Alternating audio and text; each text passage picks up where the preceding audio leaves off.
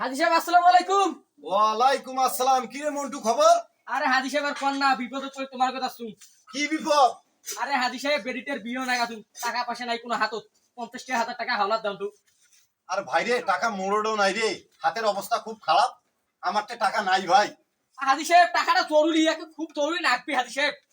আর ভাই টাকা নাই আমার কাছ থেকে, তুই যা তো।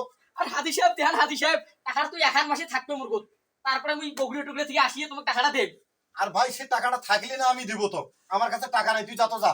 আর হাজি সাহেব মুখ ফ্রি না দেন হাজি সাহেব, আল্লাহ তাআলা তোমার টাকার কোনো অভাব আছে? বাড়ি গাড়ি করছেন, টাকার তো অভাব নেই হাজি সাহেব, দেন হাজি সাহেব, ফ্রি না দেন মুখ। আর ভাই তুই বিশ্বাস করি না, আসলে বেলা আমার কাছে টাকা নাই রে ভাই। আর হাজি সাহেব দেও হাজি সাহেব, হাজি সাহেব টাকার তোমাকে তো এখন মাসে থাকবে। তা 10,000 টাকা লাভ নেন তো। কত? 10,000 টাকা লাভ নেন। 10,000 লাভ দিব? হ্যাঁ বিকেলে আসিস জেলা যা। আসিন। হ্যাঁ বিকেলে আসিস জেলা যা। আচ্ছা ঠিক আছে হাজি। যা। আহা, হাজি কি অভিনয় করে রে? হাজি অভিনয়ের জন্য সেরা রে।